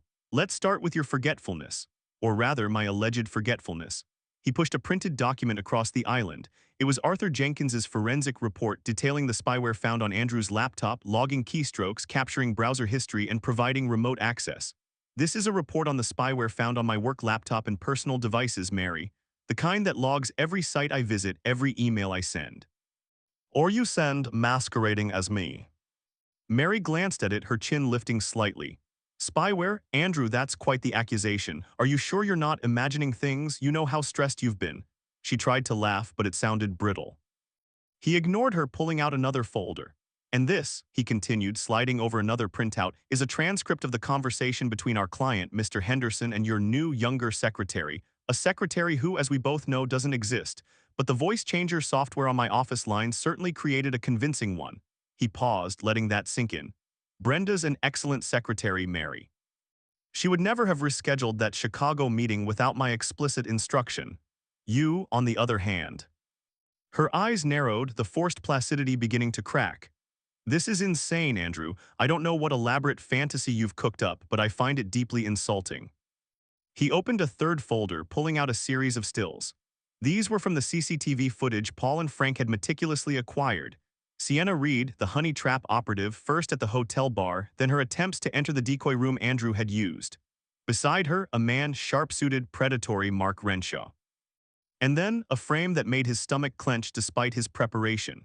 Mary, just hours before his arrival, meeting Renshaw at a discreet cafe near the Chicago airport, their conversation animated, conspiratorial. And this, Andrew said, his voice still unnervingly calm, is the reason for my unexpected intuition in Chicago. It's also the reason you knew my new room number. Because you were the one who gave it to Mark Renshaw, who then sent Sienna. You tried to frame me, Mary, for drug possession, for infidelity. You planned to ruin me to make me look unstable and unfit. He watched her, truly watched her, as the facade finally shattered. Her face contorted not in fear but in a sudden volcanic rage. The concern vanished, replaced by a raw, venomous fury. You arrogant, self-righteous bastard, she shrieked, her voice rising to a pitch he'd rarely heard. You think you're so clever, don't you? You think you figured it all out. What did you expect, Andrew? You were so boring, so predictable. Your quiet little life, your comfortable home, your endless devotion to those little brats. She gestured wildly towards the living room, where photos of their daughters, smiling and innocent, sat on the mantel. The insult landed like a physical blow, a cold realization that her disdain for his daughters ran as deep as her contempt for him. For a moment, his carefully constructed composure wavered, a flash of pure primal anger, but he forced it down. This wasn't about anger, it was about truth. He pushed the next stack of papers towards her, Clara Sterling's meticulous forensic report. This, he said, his voice a low growl now, details the systematic diversion of funds from our joint accounts. The shell corporations, the asset stripping, the transfers to accounts clearly linked to Mark Renshaw. Every penny, Mary, every single one, down to the designer handbag sales through Mrs. Albright at the Gilded Cage consignment. It's all there, your greed, your betrayal. All laid out in black and white. Her eyes darted over the columns of figures, the dates, the names of companies he'd never heard of. For a second, a flicker of genuine fear entered them, the fear of a cornered animal. Then it transformed into a desperate, furious accusation. This is your fault, your job, your long hours, your inability to see what I needed. Renshaw understood me. He saw my potential, my ambition. You just wanted me to be your little suburban housewife, arranging apples and waiting for you to come home. She slammed her hand on the counter, sending a ripple through the bowl of apples. He was going to give me everything you could, everything you would. And what about the girls, Mary? Andrew asked, his voice cutting through her tirade. What about Lily and Chloe? Were they part of your potential? Were they just another inconvenience? The question visibly stung, drawing a momentary silence. Her face hardened, all traces of vulnerability gone. They would have been fine, they have you, don't they? and a trust fund that would have been significantly healthier without your ineptitude dragging it down. Andrew felt a profound sadness, a final letting go of the woman he thought he knew. There was no remorse, no shred of empathy, only self-interest and a chilling disregard for the damage she had wrought. "It's over, Mary," he repeated, closing the briefcase with a decisive snap. "The evidence is overwhelming. Isabella Rossi, my attorney, has already been engaged. She'll be filing the divorce papers tomorrow along with a petition for full custody of our daughters, and I assure you she is formidable." Mary's face went white. She lunged forward, grabbing at the briefcase. "No, you can't. You won't get away with this, Andrew. I'll tell everyone you're unstable, that you cheated, that you're a danger to the girls. No one will believe you. They'll believe the devoted wife, the concerned mother." Her voice was shrill, desperate, a final, flailing attempt at gaslighting. He held the briefcase firmly. "They'll believe the evidence, Mary, and that, I promise you, is irrefutable." He turned, walking towards the front door. The house, once full of comforting sounds, now echoed with the harsh reality of her exposed deceit. He paused at the door, glancing back at her, a solitary figure amidst the polished apples and designer kitchen. "I'm taking the girls, Mary. You won't be seeing them for a while." Her screams followed him out, a chilling cacophony of rage and desperation, fading as he closed the door behind him. Isabella Rossi moved through the hushed halls of the courthouse with the quiet confidence of a predator. Her sharp gray suit was impeccable, her dark auburn hair pulled back in a severe functional bun that mirrored her no-nonsense approach. Andrew walked beside her, the confrontation with Mary having left him drained but clear-headed. He had told Isabella everything, from the shifting furniture to Mary's final, vitriolic outburst. She had listened, her amber eyes missing nothing, occasionally offering a sharp, validating nod. "Mary's reaction is precisely what we expected, Andrew," Isabella stated, her voice crisp and efficient as they approached the clerk's office. "Classic narcissist, cornered and lashing out. It only strengthens our position. Her attempting to discredit you with claims of infidelity or instability given the evidence of her own conspiracy will only serve to undermine her credibility further." She handed a thick stack of documents to the clerk. "Divorce petition, accompanied by a motion for emergency temporary sole custody," she announced, her tone leaving no room for argument. "The supporting evidence includes forensic accounting, digital forensics, and documented patterns of psychological abuse and attempted criminal entrapment." The clerk, a seasoned veteran of countless domestic disputes, raised an eyebrow at the sheer volume. "Quite thorough, Ms. Rossi." "Thorough is my specialty," Isabella replied, a faint, almost imperceptible smirk playing on her lips. "We're not just dissolving a marriage, we're dismantling a criminal enterprise that targeted my client and his children. We intend to recover every diverted asset and ensure the complete emotional and physical safety of the girls." Andrew watched her, feeling a profound sense of gratitude. Isabella wasn't just a lawyer, she was a champion. He knew with a certainty that his daughters would be protected. Miles away in the cool, minimalist opulence of the Meridian Club, Mark Renshaw received the news with a cold, almost surgical precision. He sat in a private booth overlooking the sprawling city, a half-finished glass of single malt on the polished table before him. His face, usually a mask of suave detachment, tightened almost imperceptibly as his associate finished the call. Maynard confronted her, the associate reported, his voice hushed. Apparently he had everything, the spyware, the transfers, even the Chicago footage. Renshaw's hand clenched around his glass, his knuckles turning white. "The fool," he muttered, "not about Andrew but about Mary. She was too sloppy, too emotional." He had underestimated Andrew, mistaking his decency for weakness. It was a mistake he wouldn't make twice. His cold blue eyes scanned the bustling club, the city below. He was a master of narrative, of controlling perception. "Initiate the counter-narrative," he commanded, his voice barely a whisper. "Contact our usual media channels, the unstable husband angle. Paint Maynard as a volatile, emotionally disturbed individual prone to fits of paranoia, possibly even violence. Emphasize his sudden disappearance before resurfacing with wild accusations. Leak selective, manipulated snippets of his professional conduct, hint at financial impropriety on his part." He paused, a predatory smile slowly forming.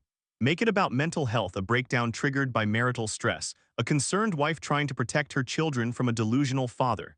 Use the phrase unsubstantiated claims often. Frame it as a desperate attempt to avoid divorce repercussions." "And the financial irregularities," the associate ventured. Renshaw waved a dismissive hand. "Coincidental, fabricated by a man losing his mind. We have a network of accountants who can easily discredit Clara Sterling's findings in the public sphere without ever needing to go to court. We destroy his reputation, his credibility, make him radioactive. Then even if he has a shred of evidence, no one will believe him." He took a slow sip of his whiskey, the city lights shimmering in his cold eyes. Andrew Maynard is about to learn what it means to truly lose everything.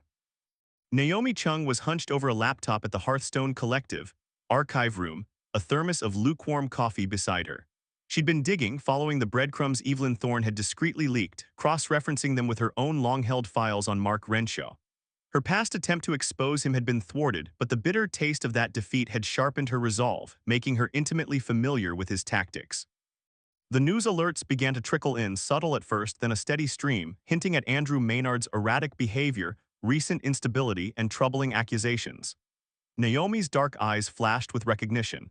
This was Renshaw's signature move, preemptive character assassination, using his media contacts to control the narrative.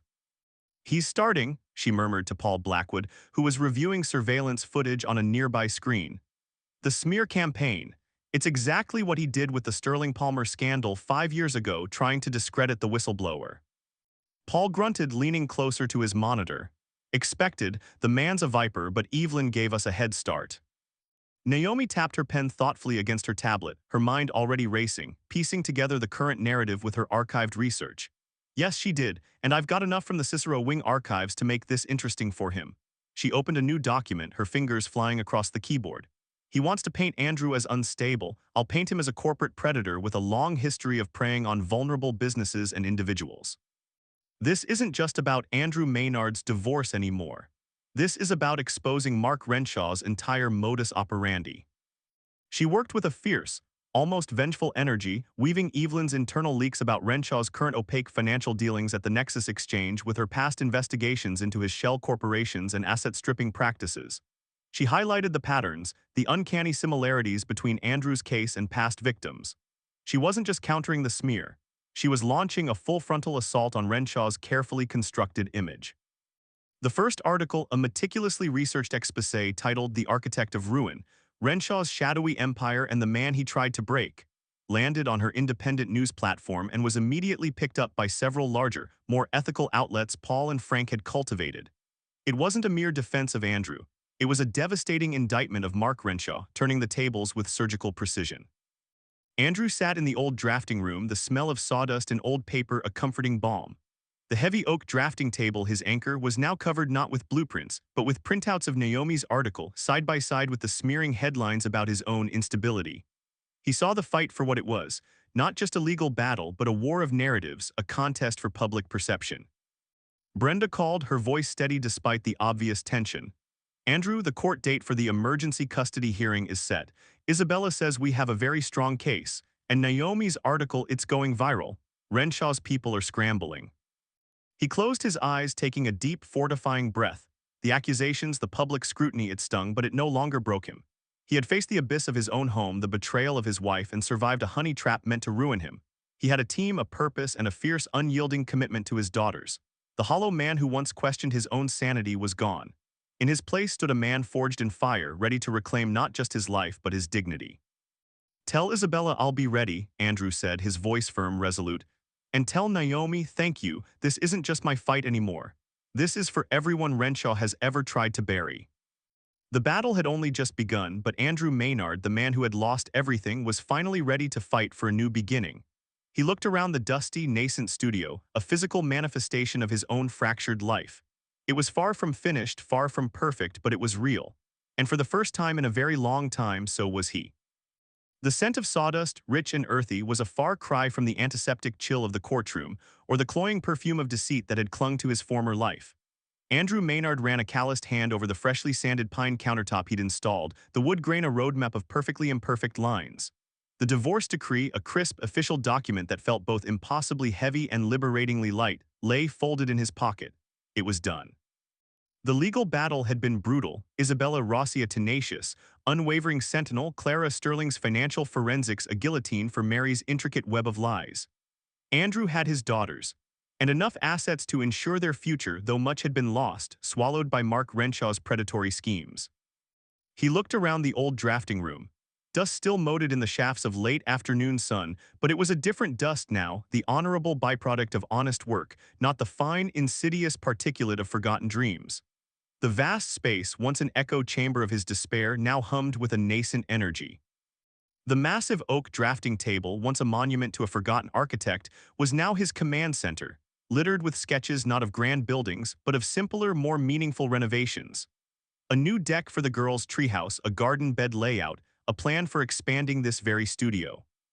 The old blueprints, yellowed and brittle, remained tacked to one wall, a subtle reminder of what once was. But next to them, bold and vibrant, were new sketches of a life being built by hand. He'd restored the cast-iron radiator, its ancient pipes now rattling with a comforting warmth. The large, grimy windows that lined one wall were painstakingly cleaned, letting in a flood of natural light that chased away the shadows. He'd even fixed the corroded plumbing, a small victory that felt disproportionately significant. This place wasn't just a refuge, it was a physical manifestation of his own healing. Every scraped knuckle, every coat of paint, every carefully chosen salvaged beam was a testament to his reclamation, a deliberate act of building an authentic foundation from the ruins of betrayal. He remembered Mary's final, desperate outburst in court, her carefully cultivated composure shattering into a raw, ugly rage.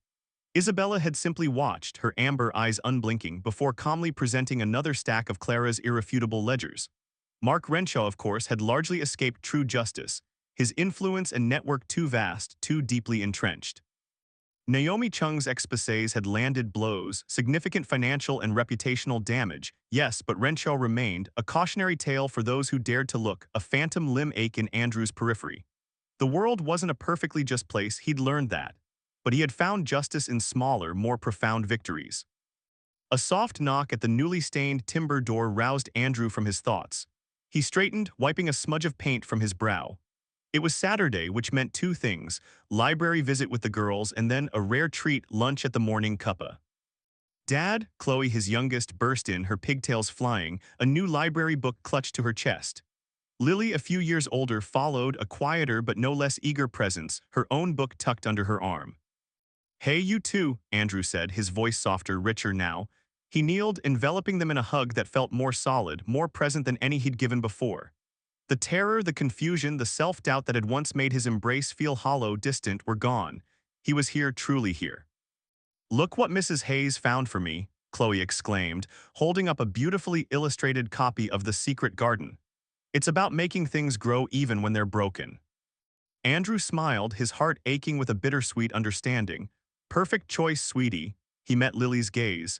She had selected a graphic novel about a young girl who builds her own robot. "And yours, Lil, looks fascinating." "It is," Lily said, her brow furrowed in concentration. She learns that sometimes you have to build things your own way, not just how other people tell you. They didn't know the full, ugly truth of their mother's actions, nor Andrew's descent into paranoia, but they knew of the rupture, the rebuild. He'd been honest with them as much as age-appropriate. He'd shown them, not just told them, what it meant to grieve, to heal, to start anew. And the Whispering Nook, with its story tree and Beatrice Hayes's quiet wisdom, had been an essential part of their healing. It was a place where stories, not secrets, were shared, where imagination provided a gentle escape, and where their father, stripped of his corporate pretense, was simply Dad. Later, at the morning cuppa diner, the aroma of frying bacon and strong coffee enveloped them. Olga, the diner's matriarch, gave Andrew a knowing nod as he walked in, a silent acknowledgement of his ordeal and his new, steadier presence. He used to avoid eye contact, fearing the unspoken gossip, the subtle judgment. Now he met it with a quiet strength. He was no longer hiding. As the girls devoured their pancakes, Andrew nursed a coffee, reflecting on the profound shift in his life. He hadn't thought he'd ever feel this light again. The hollow imitation of happiness he'd pursued, the suburban ideal he'd clung to, had nearly destroyed him. But out of that destruction, something true had emerged. The ping of a new, secure text message on his old, prepaid phone pulled him from his thoughts. It was Brenda. "Paul, Frank, Arthur, and I are heading to the drafting room around 3 o'clock. Elinor sent an email about the new client proposal. Said to tell you the old tree still has strong roots." Andrew chuckled. Elinor. She'd always been a quiet observer, her salt and pepper hair and sharp gray eyes missing nothing. She hadn't openly sided with him against Mary in the initial chaos, but her discreet observations had provided Paul with crucial corroboration, confirming Mary's subtle manipulations in the office, the very things Andrew had dismissed as his own failing memory. He appreciated her quiet loyalty, her ethical compass, and her wonderfully cryptic messages. He replied, "See you then. Tell Elinor the roots are putting out new leaves." He felt a surge of warmth. His support network. Brenda, fiercely loyal, had been the first domino, his lifeline in the dark. Frank, her gruff, protective husband, had brought his street smarts and steady presence.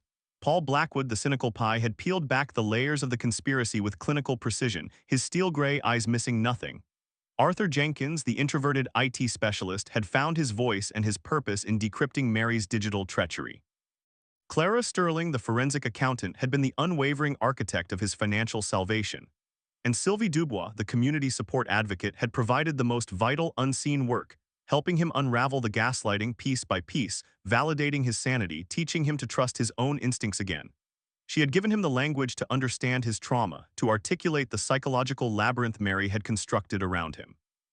He'd found a safe space in her Hearthstone collective, not just for the investigation, but for his own emotional recovery. Their combined efforts, their belief in him when he'd barely believed in himself, had been the true force behind his survival. They weren't just colleagues or hired help, they were friends, a chosen family forged in the crucible of betrayal.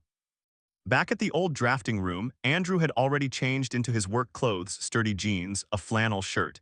He had been sanding down another section of wall, revealing the original brickwork beneath layers of peeling paint. It was painstaking work, but deeply satisfying. A few minutes after 3 o'clock, the door creaked open. Frank Miller entered first, his broad shoulders and weathered face a reassuring presence.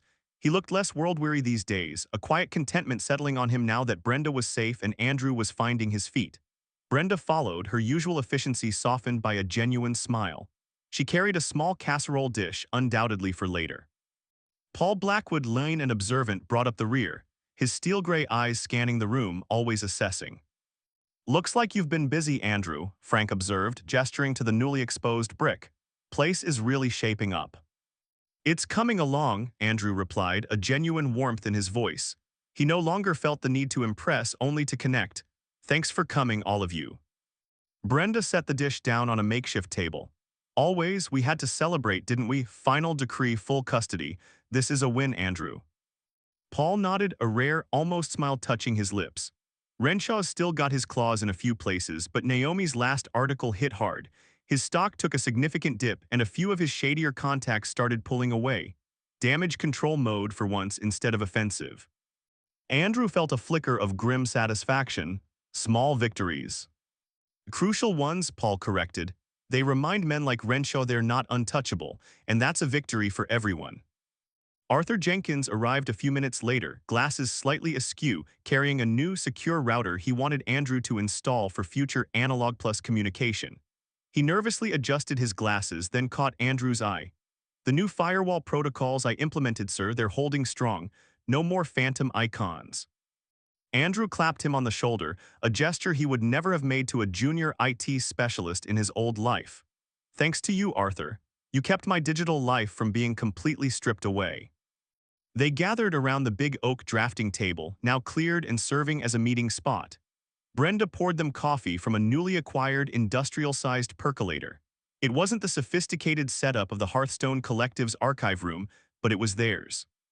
Andrew looked at their faces, Frank's quiet strength, Brenda's unwavering support, Paul's sharp intellect, Arthur's brilliant, if still a little timid mind. These were the people who had truly seen him, the fractured, desperate man, and had helped him piece himself back together. Sylvie Dubois' words echoed in his mind. "You are not defined by what was done to you, Andrew. You are defined by how you rebuild." He thought of his daughters, safe and happy at the diner. He thought of this studio, slowly but surely taking on new life. He thought of the quiet satisfaction of a hard day's work, the feeling of real wood beneath his hands. "So what's next?" Frank asked, stirring his coffee. Andrew leaned back in his chair, a slow, genuine smile spreading across his face. "We keep building," he gestured around the room. "Starting with this, a place for genuine connections, for honest work, and maybe, just maybe, a place to show my girls that even from the deepest wreckage, you can build something stronger, truer than you ever imagined." He looked out the clean window at the setting sun painting the industrial landscape in hues of orange and purple. The city, once a symbol of hollow ambition, now seemed filled with quiet potential. He had lost his perceived perfect life, but in doing so he had found his authentic one, and that, he realized, was everything. He was ready to live it, one brick, one blueprint, one true connection at a time. The world was still complex, still dangerous, but Andrew Maynard was no longer adrift. He had his foundations, and they were solid. If you enjoyed this video, please hit the thumbs up button to like it.